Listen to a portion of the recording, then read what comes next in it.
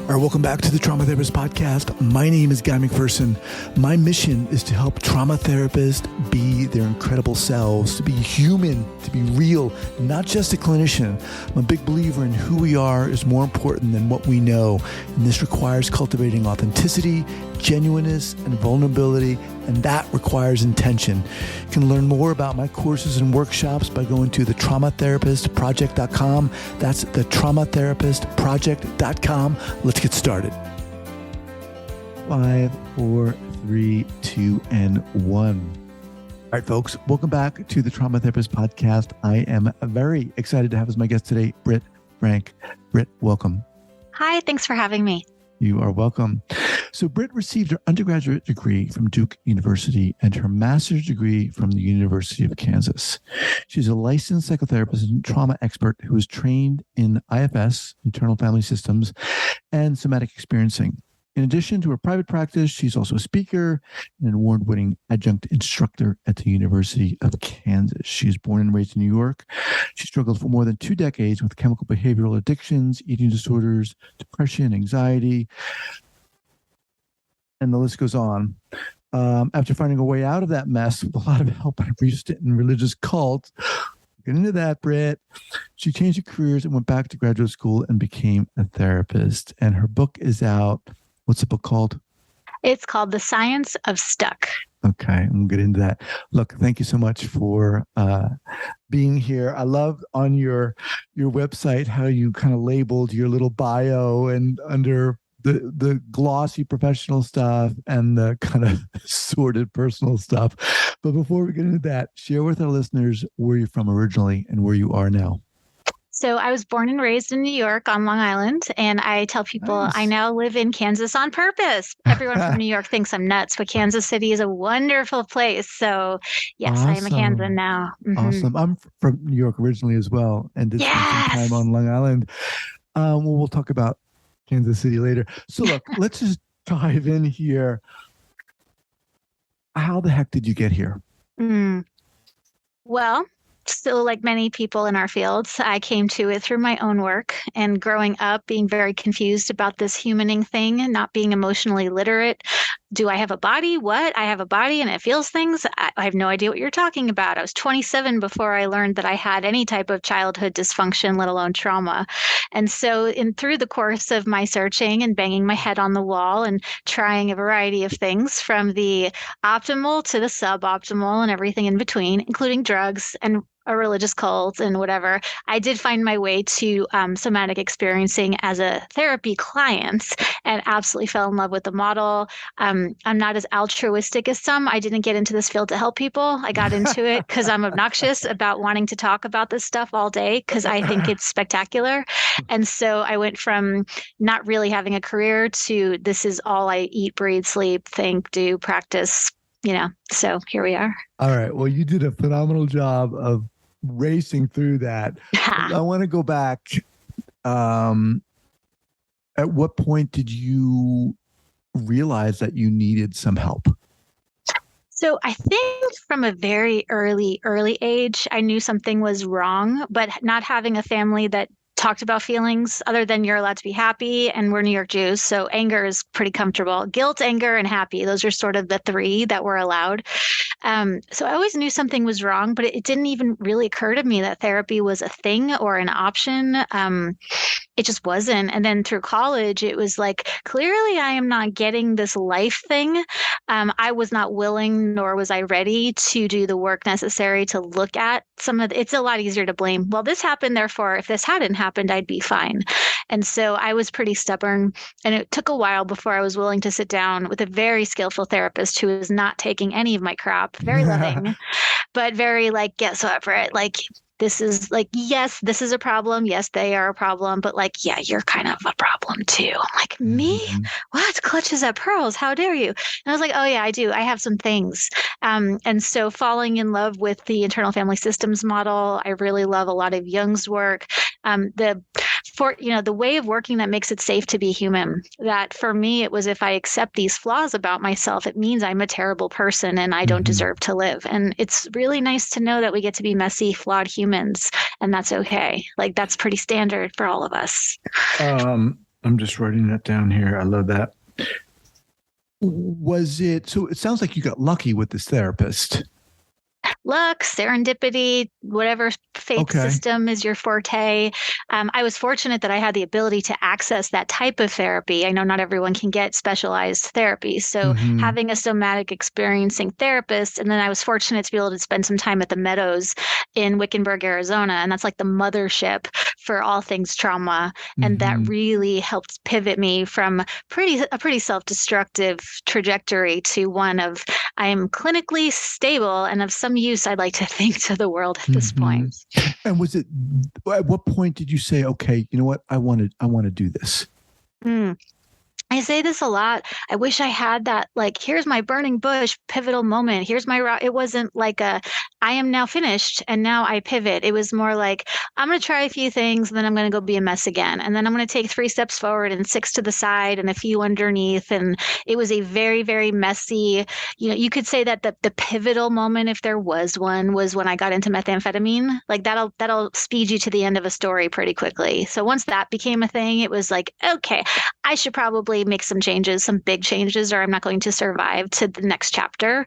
But it wasn't like I am now done and now I am healthy. Done, but when did you say, you know what, I want to become a therapist? I want to work with people and well, I went back to grad school in 2011. So if we're going to timestamp it, I had a good, 10, 15 years of just sort of floating around the world before I learned a few things and I was healthy enough to be functional and to be able to practice without harming people.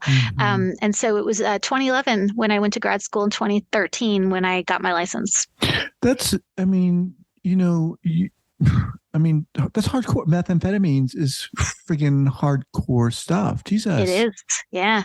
Yes, it was. Yes, it is. I get why people are addicted, and the stereotype and this narrative that people have about methamphetamine, that, meth means this particular type of person in this particular demographic. And I can tell you from being in every demographic and working with every demographic, meth is very, very, very, it's ubiquitous. It's a lot more common than you think. And a lot of people who you would never expect to be into meth get into meth because it's incredibly addictive, and before it's awful, it's incredibly awesome.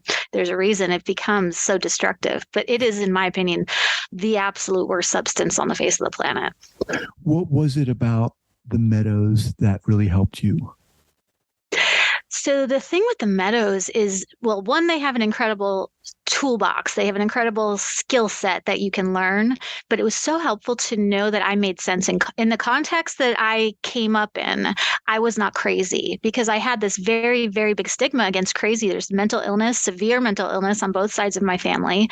I sort of assumed that I was doomed to be crazy and I'd be taken away like my grandmother and locked away. And it was so nice to know crazy is not a thing. Trauma's a thing. Crazy is not a thing. And, up close, you make sense. I mean, the most useful thing I heard in my early recovery was, you're not crazy. You're a mess, but you're not actually crazy. So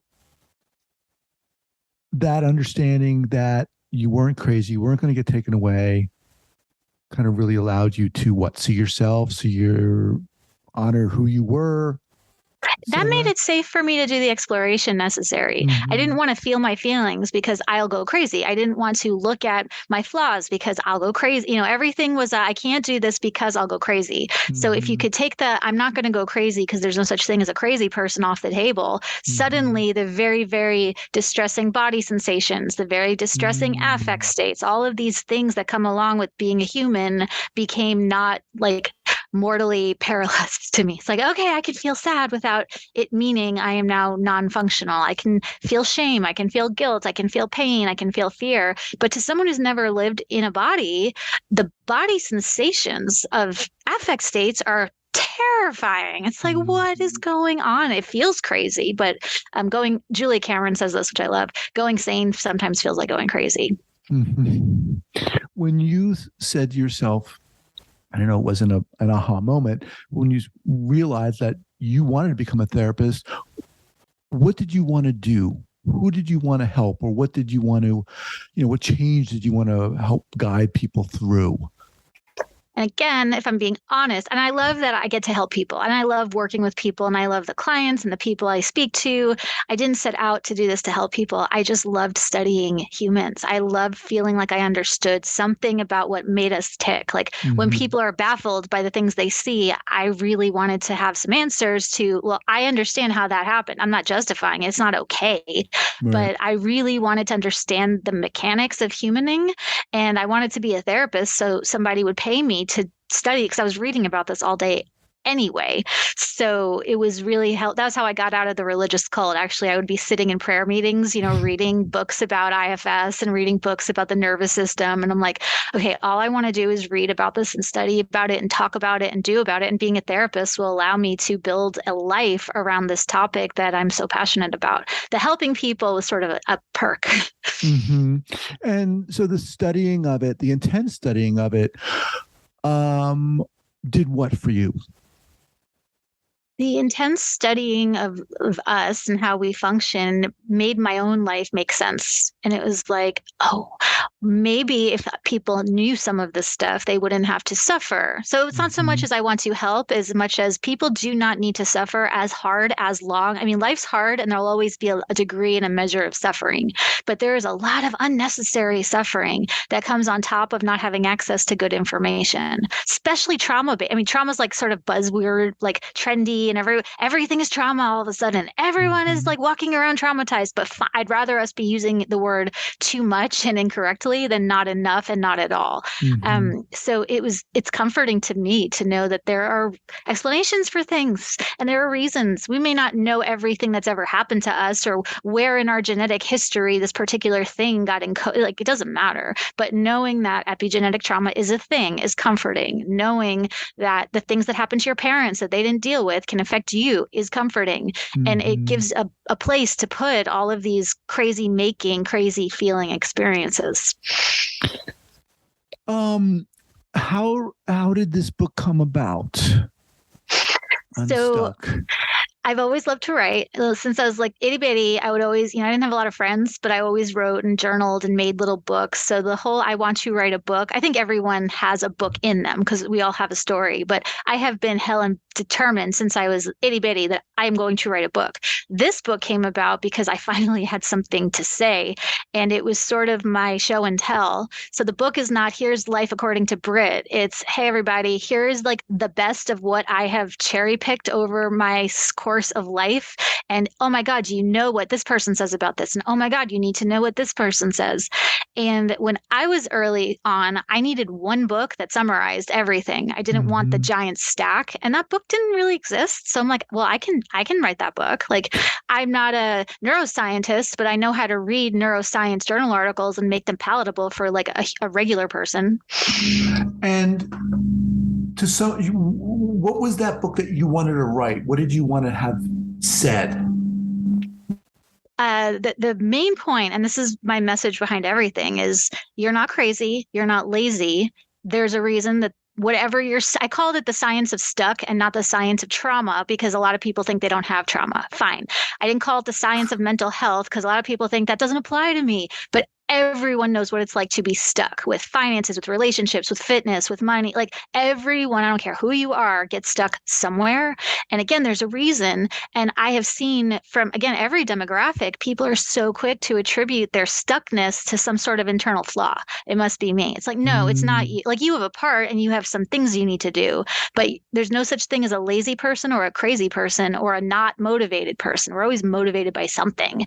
And so clearing misinformation and breaking myths is that was a biggie for me with this book. So let's get a little more specific here. Let's choose one of those, whether it's a lazy person or unmotivated person. Why don't they exist? What's wrong with being lazy? Well, I don't have a problem. I mean, if you're laying on the couch smoking weed all day and you're fine, like then you're not stuck. You're making a lifestyle choice. Like, cool, good on you. I'm not here to tell you to do anything else. But for people who are like, I don't understand why I can't seem to get off the couch. I don't understand why I know that I'm supposed to do X, Y, and Z. Nevertheless, my like intention action gap is a 50-mile wide chasm. Like, Right. what is going on? But people don't know that you have a nervous system. And if your nervous system is freaked out by anything, it's going to go into fight, flight, or freeze. And that's not pathology. Like the mental health world has pathologized our humanity to the point where, it renders us completely inert. And knowing, hey, a freeze response is going to look like this, but it's not because you're lazy. You can't think your way out of a physiological response. And here's how you work with it. Sort of like driving a car. If the car's out of gas, you can sit there and scream at the car all day long. You can say, oh my God, I'm such a terrible car owner. I'm such a terrible driver. It's like, no, like there's a gas station up the road, and we just need to get your car to the gas station. And largely, a lot of the mental health stuff is similar. I mean, people who are subject to oppression and abuse, who have no access to basic needs, that's not what I'm talking about. I'm talking about the person for whom there's no logical reason why you're not getting up off the couch. So it must be that you're lazy. It's like, no, your nervous system's in freeze. And here's what that means. And here's how that happens. And here's how to work with that freeze, with the freeze response, so you can get going. Yeah, I really like that, because it's very easy for us. You said there's a lot of pathologizing going around. And when that's the case, we don't want to talk about what's going on with us, right? Who's going to think that if they're sitting on the couch, that could be related? Who's connecting those dots? And sometimes it's because we don't have the information, and often it's because we don't want like for me, and I'll speak for just myself, it was so much easier to hide under a DSM diagnosis than to deal with my stuff. It's like, no, I don't have to deal with my feelings. I just have borderline. I just have OCD. This is just who I am. And it's like, well, this is who I am is not neurologically accurate, because who you are changes, and our brains move and shift and map new patterns and new pathways. And so stuckness is either a function of not the right information or not wanting to have the information because it's icky and it doesn't feel very good. What do you see in terms of the state we're in now? I mean, there's a lot of information coming out about trauma now, as you reference, with the Me Too movement and so forth, crisis going on with teens and mental health. How does this play into what you're doing, what you're saying, what message you want to get out there? Mm-hmm. And I'm certainly, I have a lot of compassion for people. I don't know what it's like to be every human, but I'm a sexual assault survivor from childhood and adulthood. So I have a lot of compassion for people who are screaming and yelling and making sure their voices are heard. That's important. So as far as like the activism element, I don't have anything to say about that except yay. As far as the trauma is not an ending place. And I think that trauma information has taken us to a place where now I can label, I have trauma, but now what? And so I really don't like trauma as now this is who you are and this is your ending point. Knowing that you have trauma is your starting place and it'll help map your path. But it's not like, okay, I'll speak for myself. I'm a sexual assault survivor. Okay, great. Well, I guess now I'm just broken forever. And so, the activism is a separate piece. But whatever your thing is, we can't change the past, but we can change everything about how our brain encodes our experience and how viscerally we're living. I don't live tormented by visceral body sensations of attack every day, all day, not anymore. And I wouldn't have known that had we not known what we know now about trauma. Mm-hmm. And are you saying that a lot of people are getting that information or learning the information that they have been traumatized and then just completely identifying with that, and then that's it? Which I get, because having a name, having a label is so empowering when you've just felt completely isolated, disconnected, and crazy. So, and having this label gives you access to like-minded people, and there are t-shirts and coffee mugs and there's merch, and it's this very, very instant access to community, which is appealing. Right. And I think for a lot of people, it's I have trauma. I am triggered. Therefore, I need to now have everything be accommodating around me, which sets us up with this idea that we can't change it. And again, I'm all for safe spaces and trigger warnings and being mindful of people's reality. But the point of knowing about trauma isn't to now have the world tiptoe around it. It's if you have a safe enough space and access to resources, it can heal. It's not like you'll never be triggered again, but we can heal this stuff. We don't have to sit in, I have trauma, therefore I am not my trauma. Trauma is an injury, and like any injury, it can heal.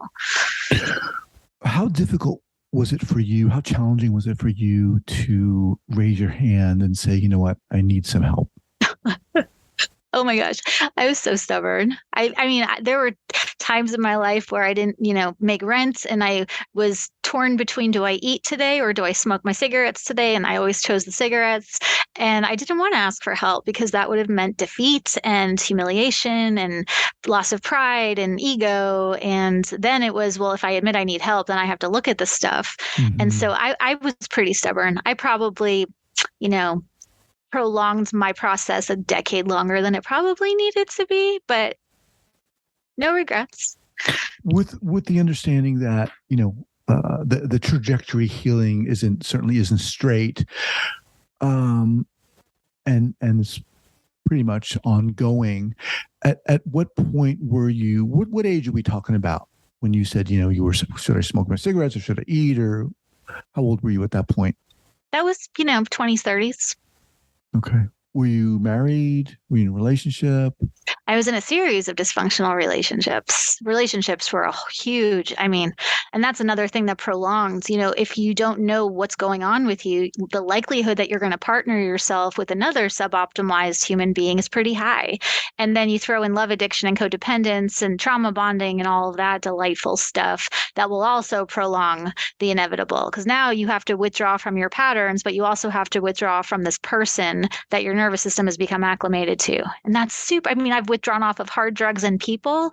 The people was pretty tough. Mm-hmm. At least with drugs, okay, the drugs are coming out of my system. This stinks, but I understand what's happening. With people, no one told me that withdrawing off of a person will have a similar, like post-acute withdrawal effect. It's not going to be medically life-threatening like coming off of alcohol or heroin, but it's physiologically incredibly painful to detox off of a person. Would have been so helpful if I had known that, but now I do, so I'm happy to share that information.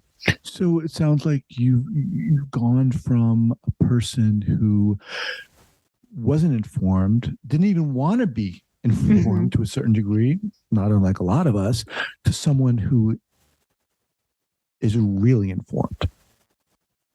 Obnoxiously evangelistic, but yes. Okay, you said that. I didn't. And okay, so now you're an author. Are you still seeing clients? Are you a therapist? I do. Yes. I still have a private practice. What are you bringing to that relationship, the therapeutic relationship, Britt? So, well, one thing I bring now is no agenda. Early, when I was a baby therapist, I thought it was my job to help people. And thank God it is not my job to help people. My job is to give information and to love people, and then they can do or not do with it whatever they damn well please. So not having an investment, I'm very invested in the humanity of my clients, but they know I'm not invested in their outcome. And I think that's the beauty of the therapist-client relationship. It is the one place where you are paying money in order to have a unidirectional relationship where the person in front of you is not invested in your outcome. That's not the case with parents, friends, children, spouses, whatever. But I think as a therapist, what I bring is the ability to love without any attachment to what they choose to do or not to. I'm human. I'm not happy when my clients are suffering, but it's not my job to make them well or to get them to see or to change them. It's here's the info. I'm going to love you really well. And I've done enough of my own diving in to Hades that I have the ability to sit with big stuff without getting rattled. And so I'll love you and not give two craps what you do or don't do with this information. And I think that's a really special aspect of what we do that you don't get anywhere else. And when you started, you said that wasn't the case. No, I thought we were supposed to help people. I thought we were supposed, and like if I'm a good therapist, if they get well. So and what I'm did that look like specifically when you were starting? Give me an example. So that would be like, when I was cutting my teeth early on, of course, we all worked at the agencies, having a caseload that was impossible to manage. That would be not sleeping and taking on more than I can handle and being up for the midnight crisis calls and bleeding myself dry in the efforts to save someone or to help someone, doing interventions to try to beg and plead and cajole, being mean sometimes because I was schooled in the, tough love thing. You got to let them know how it is. And the whole parental model of therapy, I guess that works for some people. That's just not appropriate for how I practice. I like to meet people on a peer. Obviously, as a therapist, there's always a power differential, but I didn't know early on that outcome. My job is to be responsible with what I'm doing and with my knowledge, and to let them know what I know and what I don't know, but I don't have to be attached to outcome. And I did not know that early on. What would you say to, people who are listening, whether they're therapists or survivors or coaches or any combination of those, who have experienced trauma, maybe they are now, and don't feel comfortable talking about it? What would you say to them? Then if you're not comfortable sharing, then don't. Fortunately, we live in a world where if you want to creep on online meetings with your camera and your sound off, do it. If you want to start with a workbook for a year and sort of edge into there's so many on-ramps to this work that I'm a really big advocate of. If you don't want to talk to someone, then don't talk. Like, you can spend all that effort arguing, I should really talk to someone and I know it'll be good. Like, what are you willing to do? And so I think it's a much better use of what's my step one? Well, I don't know. What are you willing to do? And what do you have access to? That's a much better place, because a micro step in any direction is preferable to the spin of I should and I don't and I'm not and what's wrong with me and I suck and blah, blah, blah. So if you don't want to talk to someone, then don't. What are you willing to do? And what are your choices is a much better pivot point, I think. So let's go back to the book, Unstuck. Who's it for? Who did you write it for?